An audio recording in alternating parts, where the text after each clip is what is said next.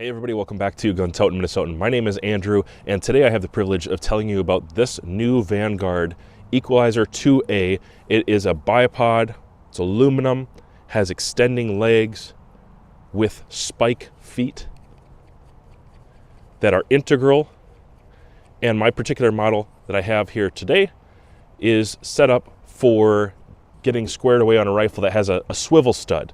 And so this is an adapter, and I'm going to real briefly attach that and show you how that looks on my Savage 12 FE. This has already been safety checked. It is empty. I have the magazine out, and I have my Allen key, which is all I'm going to need to get this installed on this Coyote varmint rifle right here. I'm really excited to see how this fits together. So I really like the robust way that this attaches. All you're going to need is to take your Allen key and release a couple of Allens, and when you tip that over, take both those out, you have a nice high quality machined stainless steel bit here, which is actually the piece that attaches to your swivel stud.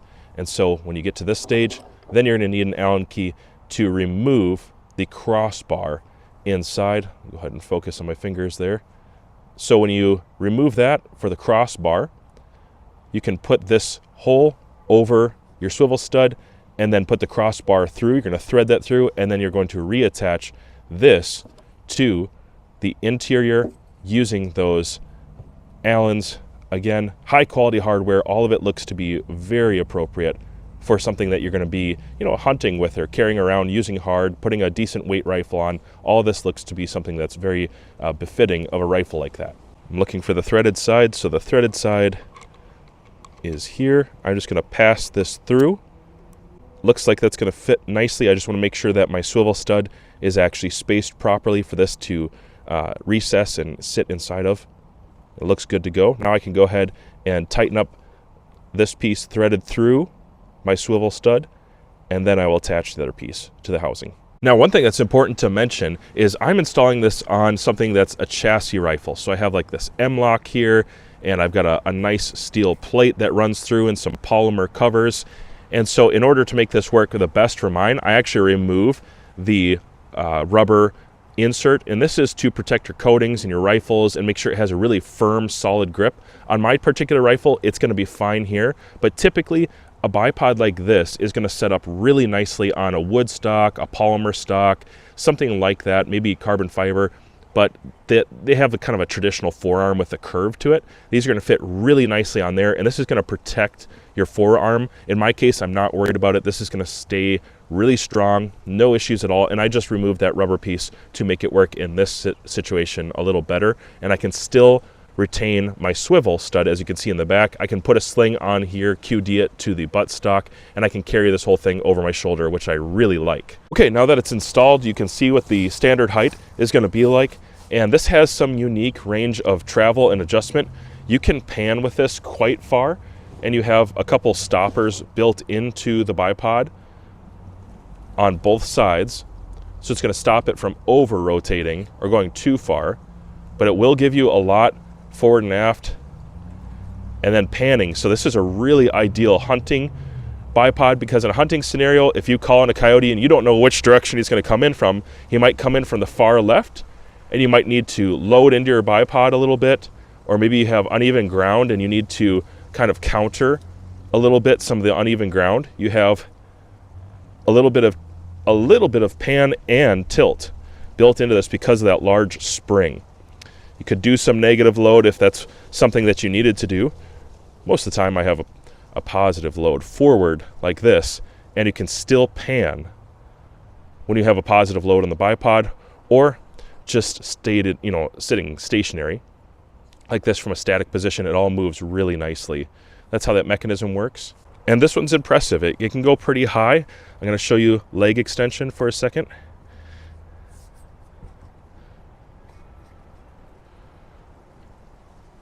And these are just twisters with good tension. That is really, really high. I'm going to back my camera up just so you can see how tall that is. Some of the advantages here would be if you were shooting from one hill to another, and let's say you actually needed to get some elevation, you needed to lift it up quite a bit. Sometimes throwing your ruck down on the ground is not enough. Sometimes the tree branch is just not steady enough, but a lightweight bipod like this allows you to get really, really high angle shooting. and go up, maybe to the next hill, or you're at the base of a valley and you're shooting up to where some rock chucks are or something like that. You can go up relatively well and really high and still retain some of those features like pan and tilt to make this work with you and get a nice precise shot. I always run a bubble level on my rifles, so that helps me know if I've got pan or tilt rather angle built into it, and then I can reduce that and fix it, because again, this has a strong spring mechanism in the kind of the neck of the bipod, and I have no concerns about that breaking under recoil, even strong recoil. It seems like a very robust spring underneath. Okay, so there's some actuation. Obviously that's really tall, and I can think of plenty of times where that'd be useful. Believe it or not, here in Minnesota, because the snow gets so deep, sometimes when you lay down on the snow to take prone shots, the snow, like the legs will poke through the snow, and they'll go much deeper than your body will in the snow. So you might be laying on kind of a berm, snow berm, and you need legs that are taller so that the rifle can be supported. So if I get the chance to do a prone shot in the winter for some sort of hunting scenario, I'm going to take it, but I need really tall bipod legs because of deep snow. So I can think of so many different reasons. You're shooting over the weeds, you're shooting over snow, you have rocks, there's just vegetation in general that you need to get a higher, clearer view on. This is something that you could do. And then also, if you're shooting high angle and you are up high and you need to shoot down low, there are scenarios where I could see this working out really well. If I'm seated up a little higher and I need to shoot down low, this bipod is lightweight enough that I would take it. I actually would backpack this out, and it gets tall enough that it's versatile for high angle, low angle shooting, whatever you want to call it. Either position, I can see this working out really well and getting kind of a nice, comfortable position with this bearing the load, and it can still handle the recoil. I like that a lot. All right, another one of the features is the position of the legs can go 3 different places. You can either go forward, which is very traditional, and that's very often how I stow it. Unless it's going into an Eberly stock hunting backpack, then sometimes I'll actually reverse them and they'll go behind. And because this is a lightweight bipod, like I said, I would take it with. I would backpack this out there. And these can go behind and fit better into a bag, into a backpack that is a rifle bearing backpack that has scabbard, something like that. So you have more than one position there to set those up, and then when it's time to shoot, you just press these buttons, which have nice, clear, clean indents on them, and they seem like very positive and clicky. And now you're back out again. And again, it is a taller style hunting, probably a little bit more geared towards hunting bipod. I do like that the feet have a spike feature built in. This is something that Vanguard has done on a number of their tripods as well. If you haven't watched my tripod reviews, you should watch those, because tripods are also a super useful tool. I understand you can't always take one with you in the backcountry, but you can get spike feet still with your bipod, just like their tripods. It is built in. They're very strong. They're aggressive, but they're not going to rip up my gear, which is an important feature. I know of some bipods with spike feet out there that will actually stab through your gear. I don't think this will stab through. It's acute, but not quite that sharp. It's just going to dig in really nicely into surfaces like this, or the ground, or ice, which is something I have to deal with pretty often. All right, that's as much as I'm going to show you for some close-ups on the features. Let's go ahead and get this to the range and actually see how it performs on the Savage 12 FV in 223. All right, you can see I just twist those down. Locks in pretty well. It's pretty firm. Twist the other one.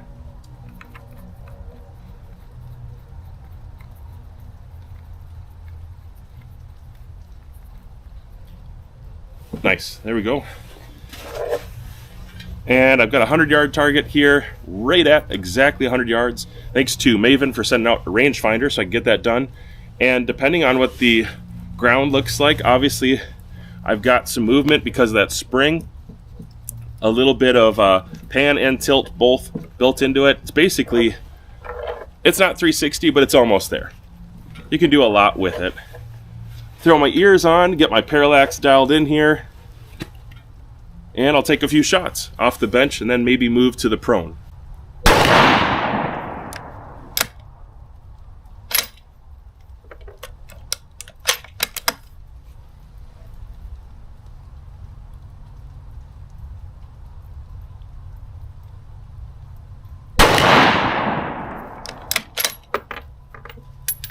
So here's a great application for those spike feet. You can see that they'll dig into the grass and the ice and the snow just fine here. It's not going to cause any damage to the concrete, although I could do it on the concrete when it's icy out. That'd be fine too.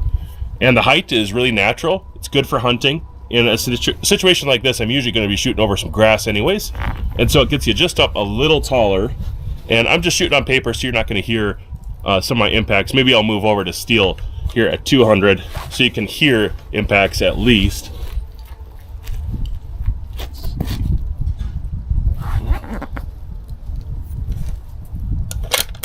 And the ground is not level, so I can actually play with it a little bit.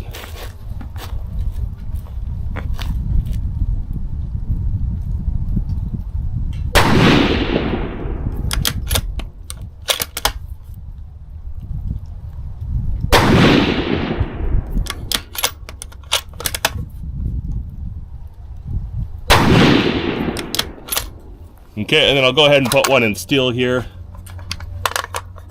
Off the paper on a gong. You should be able to hear this. So with those legs being able to kind of flex with the ground, that would secure me a coyote kill at least.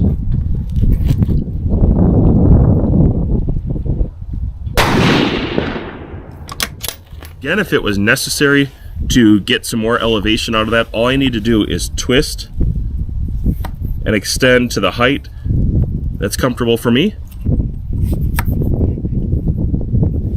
Or if the ground is so unlevel that you need to actually physically balance it out, you could just do that to balance out unevenness in the ground and get this to be level. Again, I use reticle levels or scope bubbles levels, so I can always just be where I zeroed at, and I'm still going to get lots of range of motion here. The pan and tilt is pretty significant, and that spring, as long as I load into it, I think it's actually pretty consistent for recoil. It's going to come pretty much straight back as long as the legs are level.